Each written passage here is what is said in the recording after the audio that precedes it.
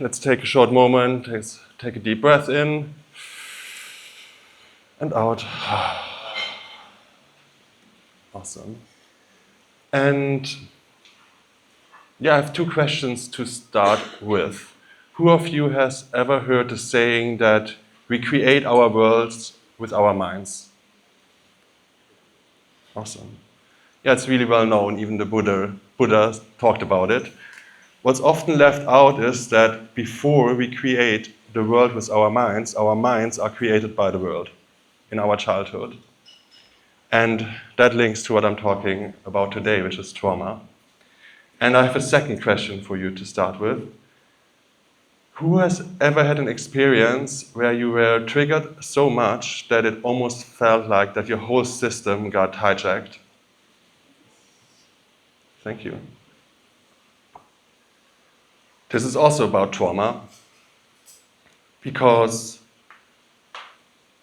if we define what trauma is, and I'm using the definition here from Gabor Mate, then we can define it in 7 points. Number one, where's the word coming from? The word trauma is a Greek word and it means wound. Number two, trauma is not about what happened to us, but what happened inside of us towards what happened to us externally, which is also why trauma can be healed, because we cannot undo what happened in the past, but we can undo what happened inside of us and what keeps happening inside of us. Number three, trauma is limiting us. It's making us less flexible. It leads us towards reacting to certain things in an automatic and in a mechanic way, and it's diminishing our freedom to show up in the world. And it's shaping the way we see the world and what we believe about the world. Number four, it disconnects us from our bodies. It disconnects us from our true selves. It disconnects us from the people around us, from nature, from the universe. So huge disconnect on all levels. Number five, it can be really difficult to see. Gabor Mate's last book is called The Myth of Normal, and he makes the distinction between normal and natural. And what's normalized in our society is far from natural. And for many of us, the society at large, trauma is like the water for a fish. Like it's everywhere, but the fish is not noticing it. Number six is that it's changing our nervous system. I will touch on that in a moment. And number seven is that we develop coping mechanisms to not have to deal with it. Can some of you name me a few coping mechanisms that you might be aware of from yourself or from others? Drinking, yeah. Addictions? Drugs, addiction, yeah. Food, yeah. Humor, good, yeah. Sex, yes. Work. Daydreaming, work. Success, yes. So, you just name many things that people get addicted to. Some that are maybe a bit less obvious are, for example, to spiritualize, so like spiritual bypassing, and to bypass to spirit, to not have to feel what's going on in the body. Perfectionism, like the need to try to be perfect, the need to prove things so that we don't have to feel what's going on inside of us. And probably the biggest one in our society is intellectualizing. And you can do this with everything, also with trauma. You can read all about it and know all the facts, and it's perfect to stay up there and not go into the body. And that's what coping mechanisms are about. So those are the 7 points of trauma. And an important distinction is the distinction between two kinds of trauma. Shock trauma, for example, from an accident, and on the other hand, developmental trauma. And they are also linked together because, for example, when you look on soldiers and PTSD, then out of about 100 soldiers, only like 15 to 20 develop PTSD. And when you look into them, then you will see that they all suffered childhood trauma. Again, before we create the world with our minds, the world creates our minds, and then everything in life is like building on that. And when we turn towards the root, so where's trauma actually coming from, then, well, the short answer is it's starting in childhood. And yeah, there are obvious things in childhood, like it's called adverse childhood experiences. And that can be physical abuse, emotional abuse, illness of a parent, mainly mental illness, neglect, emotional abuse, sexual abuse, divorce, addiction of a parent, bullying in school. Those are like the typical ones, so to speak.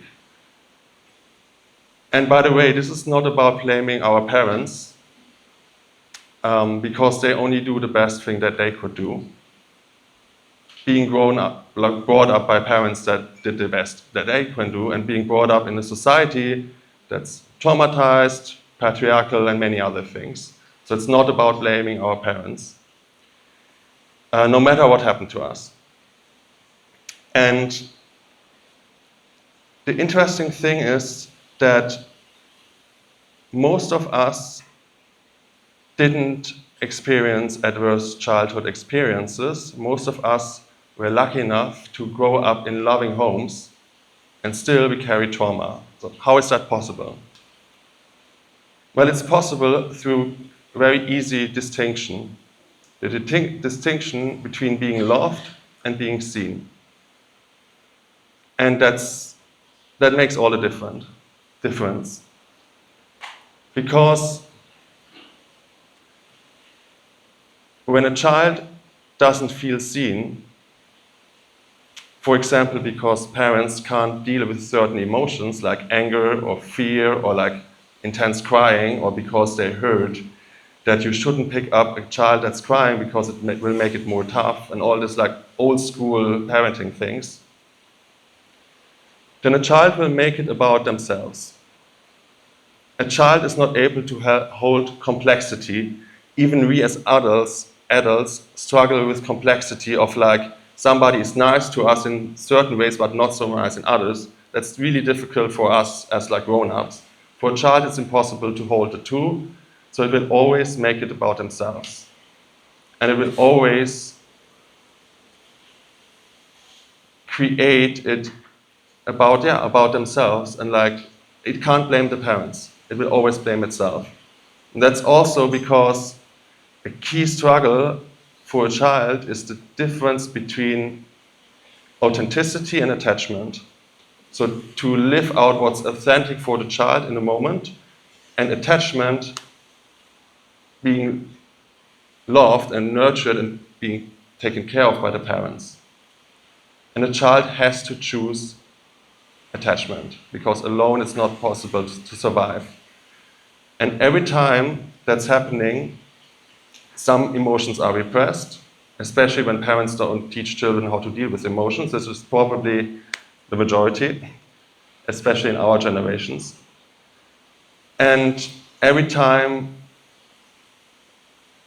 pain is repressed, anger is repressed, suffering is repressed, it's almost like a part of us is exiled and pushed away.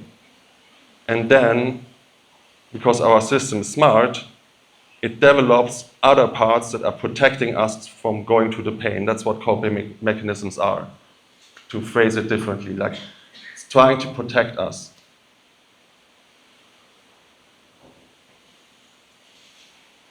And when this is happening, something is imprinted in our nervous system, The yogis call it samskaras. The Westerns would more talk about it in terms of the nervous system. And energy is stuck in our body. That's why through body work we can access those things, because it's written in our body. Famous book in this field is called The Body Keeps the Score. And through that, in one way or the other, we are all prisoners of our childhood until we face those things and work through them.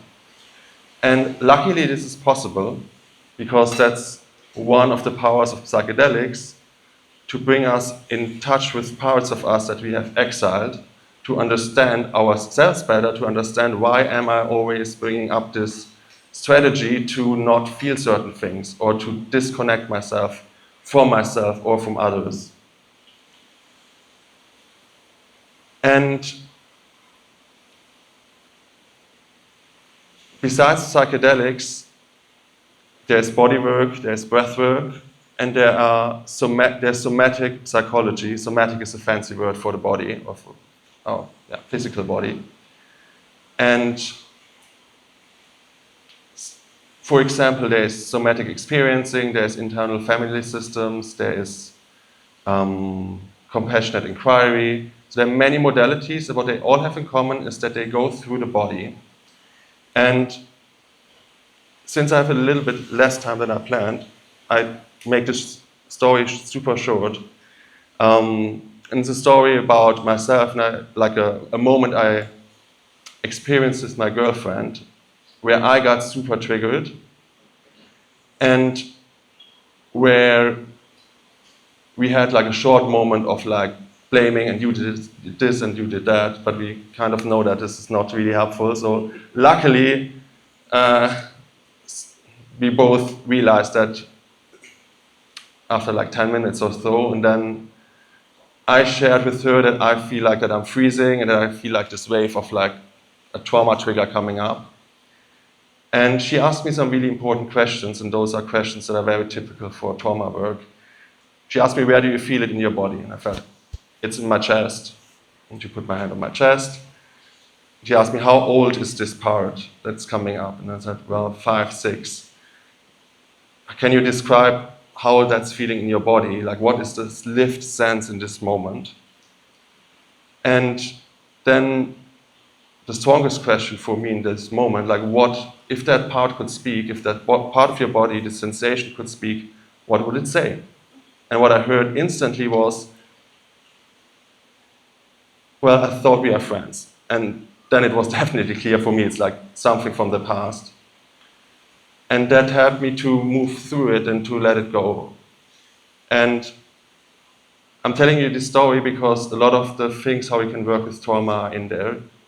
It's about releasing it, like opening up that you can cry or can like have a sigh, or like that it's just like opening up in the body. It's having a correcting experience, which is like she's not pushing me away, or she's not making me not feel seen through like telling me you can't feel that, you're not allowed to feel that, but she's with me, so that's a positive correcting experience. She's helping me to regulate, which is co-regulation, and she's helping me to make the unconscious conscious, and to make conscious that there is this belief of like, I thought we were friends, and that this is connected to something in the past. And that's how you can work with trauma. And step by step, you can open up your nervous system and release things and heal things. And through that, what they call the window of tolerance gets bigger and bigger. The window of tolerance is what can you hold without your system collapsing, without going into defense, without going into survival, fight, flight, freeze, and fawn. Fawn is people-pleasing, basically. And that's when I asked you the question, who has ever experienced like a moment where you feel like your body, your nervous system gets hijacked. That's exactly what's happening in this moment. Your defense mechanisms go up, your stress response system gets activated, And all of that is happening in the oldest parts of our brain, and they don't really care about your neocortex and what you think about it and beliefs and all of that. It's just like super strong, and that's also why it has to be healed in the body. And that's my last point, my last big point. How amazing is it that it's possible? And that we can literally, through getting super present and super into our body and what's happening right now, heal things from the past. From a psychedelic point, when you think about time doesn't really exist, for me that's a strong example that time doesn't exist in that way. And I love the expression, the grace of the design, the grace of our design, the grace of the design of life. And that through that, everything that happened to us, keeps on happening to us, is trying to wake us up. Our body is constantly sending us messages to wake us up. The only thing where it starts is to listen and then to give it space and to open it up and to listen again. It was a bit like what Richard said, that good leaders are good listeners. I think that's a different level of it. And it's a bit like stretching, can feel uncomfortable, but when you get the hang of it, it's like really, really nice and it feels really good. And through going into the pain and through working with it, we come out in joy again. I heard that yesterday from some of you who shared that in one way or the other, that you went really deep into like the pain and like intenseness, and then you came out in bliss and in joy. So pain and joy are one, and the more we can hold pain, the more we can hold joy, the more we can experience pain, the more we can experience pleasure. And it's a very different kind of pain. It's not the pain that we have from like not looking at it and running away. It's like a different flavor of it. And through that, more and more parts of ourselves can be unburdened, and through that, we have more and more access to our true self, to our self-energy, and it can become like a flywheel, and it enables more and more healing and more levels in a very spontaneous way, actually. So more self-energy leads to more healing and to more groundedness, more centeredness, more confidence, all the things that we don't have to work for, we only have to take away what's in between those things. And through that, life becomes like a dance between the imprints, the nervous, the trauma imprints in our body, and the blueprint. Blueprint is like a word for our soul or our spirit. And through going through the imprints, we can really embody our soul and our spirit. And we can reparent ourselves and start to love all our parts. And this is really what it's about. It's about loving all of yourself. And it's work and it's a lifelong mission, but it's a really beautiful path. And we can realize that we're never broken and that we never lack the inner power to heal and to come back to ourselves, to our authentic and true selves. And in that way, trauma and the work with trauma is not a burden, it's way more like a door that leads us back home. Thank you. Thanks a lot.